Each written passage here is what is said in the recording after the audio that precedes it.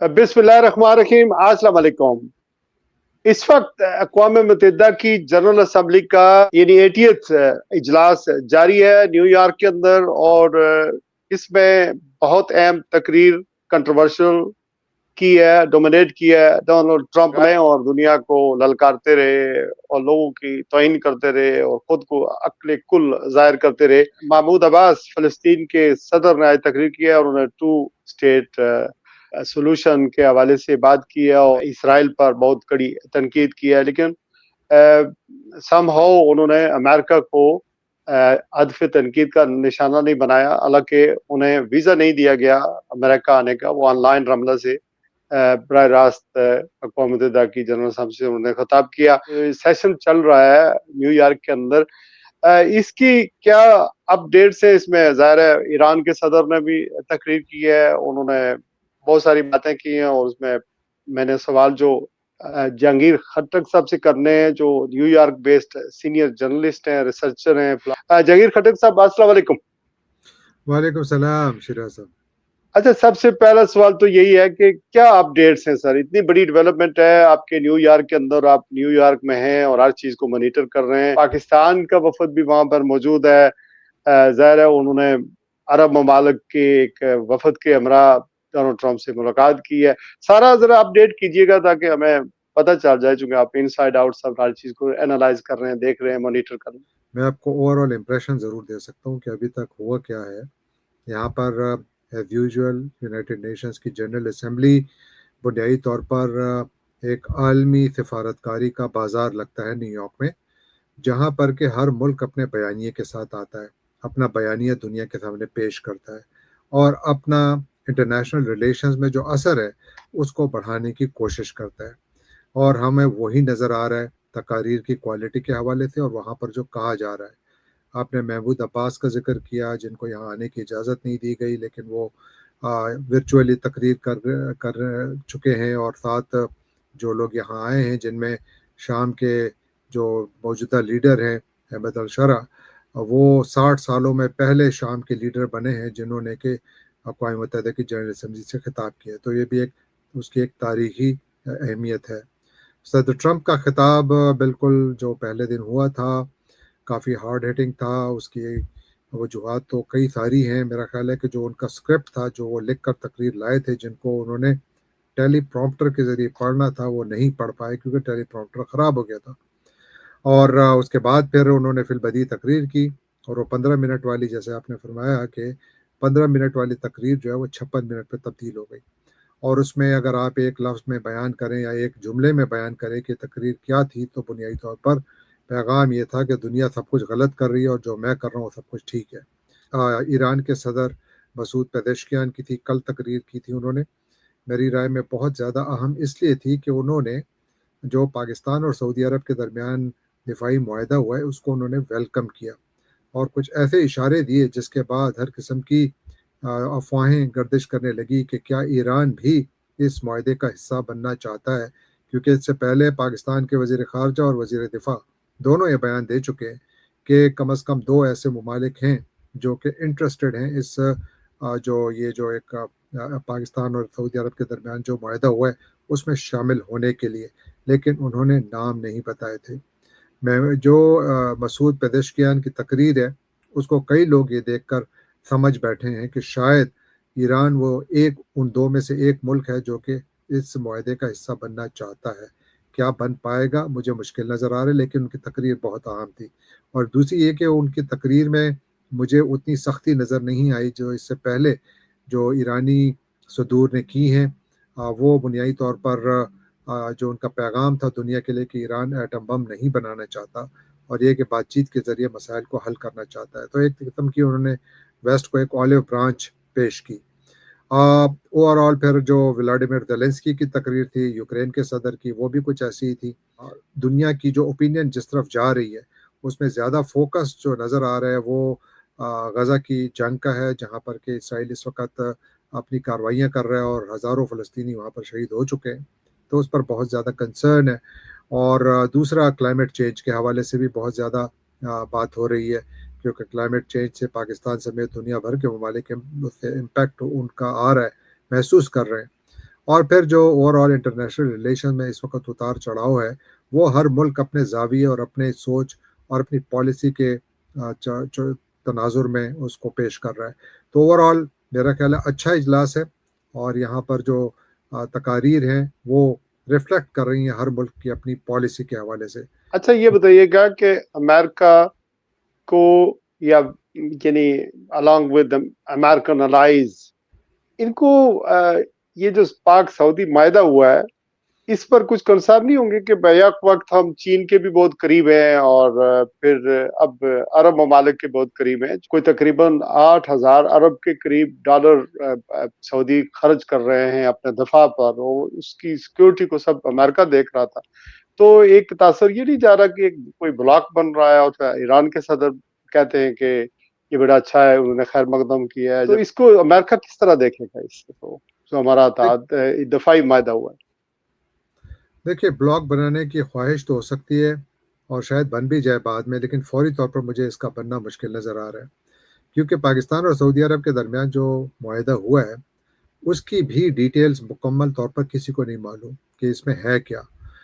جب وہ سامنے آئیں گے تو اس کے بعد ہی، یعنی جس طرح بھی نیٹو کا ایگریمنٹ ہے، نیٹو بھی ایک بہت بڑا دفاعی معاہدہ ہے اور اس سے ایک ادارہ بنا، لیکن اس کی تمام جو ڈیٹیلز ہیں وہ ہر ایک کو معلوم ہے کہ آرٹیکل 5 ہے، ایک پر حملہ سب پر حملہ تصور کیا جائے گا وغیرہ وغیرہ. تو پاکستان اور سعودی عرب کا جو معاہدہ ہے اس میں ماں سوائے اس فیصلے کے کہ ایک ملک پر حملہ دوسرے پر بھی حملہ تصور کیا جائے گا، اس کے علاوہ اور کچھ معلوم نہیں ہے. تو اس لیے اس کی جو بلاک بننے کے امکانات ہیں ان کو رد تو نہیں کیا جا سکتا، لیکن فوری طور پر بنتا بھی نظر نہیں آ رہا ہے. جہاں تک امریکہ اور اہل مغرب کا تعلق ہے تو میرا نہیں خیال کہ پاکستان یا سعودی عرب امریکی مشورے کے بغیر کوئی بھی ایسا فیصلہ کرنے کی اہلیت فی الحال رکھتے ہیں. ان میں کہیں نہ کہیں امریکہ کی جو یعنی اپروول شامل ہے وہ اس میں شامل ہے، کیونکہ آپ دیکھیے کہ جب سے یہ معاہدہ ہوا ہے 17 ستمبر کو یہ معاہدہ ہوا تھا، یہ تقریباً 8 دن ہو گئے ہیں، ابھی تک امریکہ نے اس کے اوپر ایک مرتبہ بھی ریئیکٹ نہیں کیا، ایک مرتبہ بھی ایسا کوئی بیان سامنے نہیں آیا کہ جس میں وہ ریزرویشن شو کر رہے ہیں. تو no reaction is basically an approval.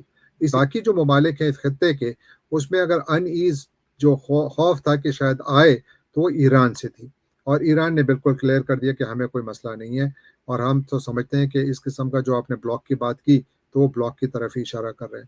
اور پھر ایک اور ملک جس کو اس سے بہت زیادہ تکلیف ہو سکتی ہے وہ اسرائیل ہے، کیونکہ اب بنیادی طور پر اس معاہدے کے نتیجے میں ٹیکنیکلی اور یعنی اگر آپ کہیں کہ پاسبلی پاکستان جو ہے وہ اسرائیل کی سرحدوں تک پہنچ چکا ہے، یعنی پاکستان کی ٹیکنیکلی جو افواج ہیں وہ وہاں متعین کی جا سکتی ہیں، جس کا مطلب یہ ہوا کہ اسرائیل شاید اپنے آپ کو تھریٹنڈ فیل کرے. لیکن یاد رکھیے کہ یہ معاہدہ کوئی ایگریسو معاہدہ نہیں ہے، یہ دفاعی معاہدہ ہے.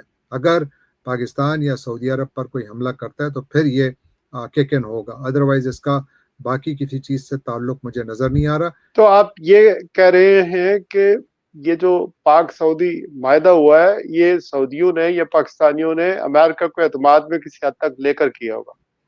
بالکل، آئی ول بی ویری سرپرائز کہ امریکہ کو بغیر اعتماد کے انہوں نے کیا ہو. صرف یہ بتائیں کہ جو عرب ممالک کے سربراہان کی ملاقات ہوئی ہے ڈونلڈ ٹرمپ سے، جس میں ترکی کے صدر بھی ان کے ساتھ تھے اور شہباز شریف صاحب بھی اس وفد میں شامل تھے، اس کی کیا تفصیلات سامنے آئی ہیں؟ پوسٹ غزہ یا جنگ بندی کے بعد سیکیورٹی اور اس کا انفراسٹرکچر، یا سیکیورٹی نہیں ہوگی بلکہ انفراسٹرکچر ہی ہوگا، پیسے خرچ کریں اس کو تعمیر کریں، جو کہ ہم نے یہ ریکیج بنا دیا ہے؟ ایک یہاں پر مشاورت بھی یقیناً ہوئی ہوگی، کیونکہ تقریباً 90 منٹ کا اجلاس تھا، اور تھا بھی نہ 50 منٹ کا تھا، 50 منٹ کا اجلاس تھا اور کلوز ڈور تھا.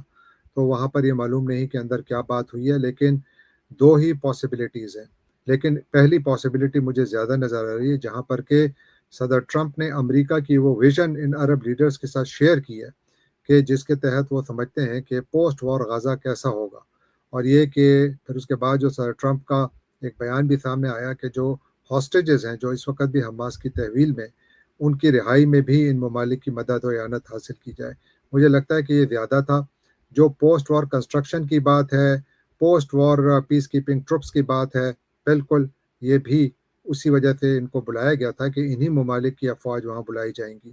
پاکستان کا اس میں شامل ہونا، انڈونیشیا کا اس میں شامل ہونا، جس کے صدر نے خود کہا کہ ہم 20,000 تک فوج بھیج سکتے ہیں، تو اس لیے یہ ایک آبویس ہے کہ اس پر بھی یقیناً کہیں نہ کہیں بات ہوئی ہے.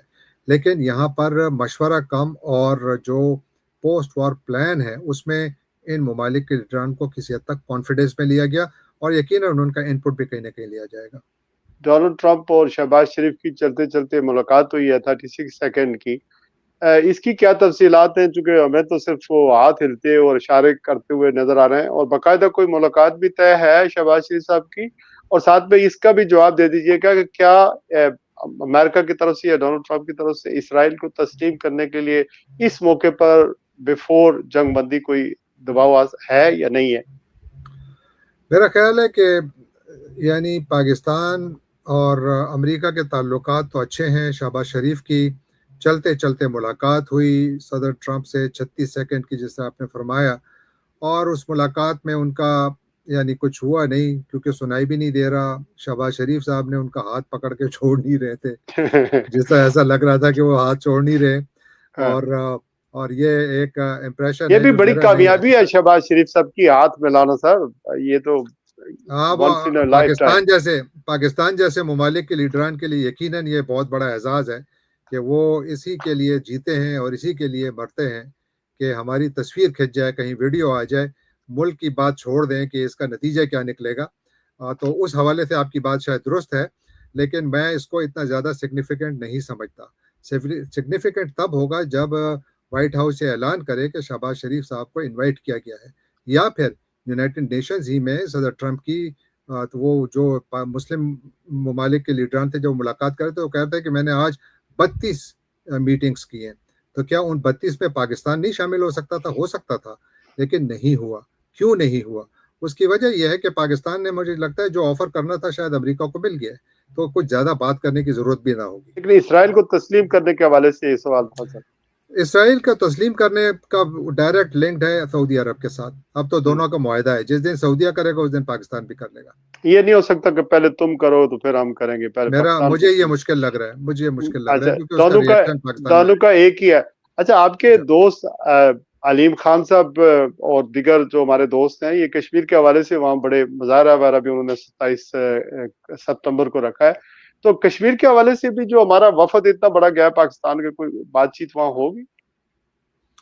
میرا نہیں خیال. ہاں، تقریر میں اعلان کر سکتے ہیں، کیونکہ دیکھیے آپ کے پاس کشمیر کے حوالے سے کیا رپورٹ کرنے کو ہے؟ کچھ ہے؟ ایک طرف لداخ میں مظاہرے ہو رہے ہیں، دوسری طرف کشمیر میں 29 تاریخ کو پھر ایک بہت بڑا شٹر ڈاؤن سٹرائک کی کال ہے. تو رپورٹ کیا کریں گے آپ؟ صحیح. لداخ میں وہ علیحدہ اپنے لیے صوبہ بنانا چاہتے ہیں، ایک اسٹیٹ بنانا چاہتے ہیں، انڈین گورنمنٹ سے ڈیمانڈ کر رہے ہیں.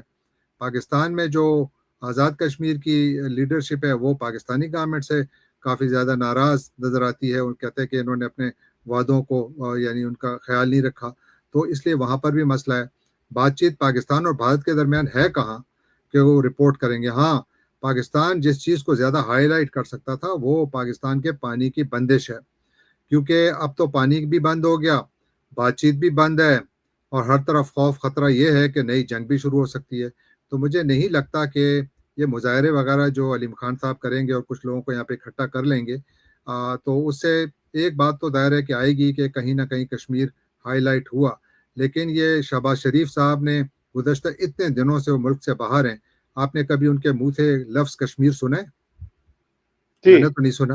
تو جب نہیں سنا تو اس سے آپ خود ہی اندازہ لگا لیں. یا جو ہمارے فیلڈ مارشل صاحب ہیں وہ بھی ہر طرف پھر رہے ہیں، ڈپلومیسی کر رہے ہیں، لیکن ظاہر ہے وہ ان کی عہدہ کی جو ان کی حیثیت ہے اس میں وہ پبلکلی کامنٹ نہیں کرتے، تو اس لیے ان کے بارے میں ہم کچھ نہیں کہہ سکتے. لیکن ہم شہباز شریف صاحب کے بارے میں تو کہہ سکتے ہیں، ہم اسحاق ڈار صاحب کے بارے میں تو کہہ سکتے ہیں. کیا آپ نے کوئی سبسٹینٹیو بیان دیکھا ہے؟ نہیں دیکھا. اس کی وجہ یہ ہے کہ وہ پرائیورٹی نہیں ہے. پانی کا مسئلہ یہ تو ابھی گرمی آنے دیں پھر پتہ لگے گا. اور ابھی تک اتنی میٹنگز ہو رہی ہیں، کہیں بھی یہ ہیڈ لائن نہیں بنی کہ پاکستان نے پانی کا مسئلہ اٹھایا ہے یا ورلڈ بینک کے لیڈران کے ساتھ ملے ہیں پرائم منسٹر. کچھ نہیں، ایسا کچھ بھی نہیں ہے. صرف تصویریں، ہاتھ پلانا، ہاتھ پکڑ کے نہ چھوڑنا، بس یہی نظر آ رہا ہے مجھے. اگر اس کو آپ ڈپلومیسی کہتے ہیں تو ہاں بالکل، پاکستان کا ایک امیج جو جا رہا ہے وہ یہی ہے کہ ہمارے پرائم منسٹر ہیں متحرک، آپ کو وہ ماننا پڑے گا کہ وہ متحرک ہیں، ملاقاتیں بھی کر رہے ہیں، لیکن اسے حاصل کیا کر رہے ہیں، یہ سب سے بڑا سوال ہے۔ اب تو وہ پاکستان حاصل کو نہیں یا کچھ کر رہے۔ قوم کو کیا فائدہ ہو رہا ہے؟ جاگیر خٹک صاحب کئی گھنٹوں بات کر سکتے ہیں، بہت بڑا نالج ہے، لیکن انہیں میں نے آج ایک میٹنگ کے سے پہلے پکڑ لیا ہے، تو ہمارے پاس اب وقت نہیں ہے۔ بہت شکریہ، آنے والے دنوں میں انشاءاللہ پھر بات ہوتی رہے گی۔ اپنا بہت سارا خیال رکھیے گا، اللہ حافظ۔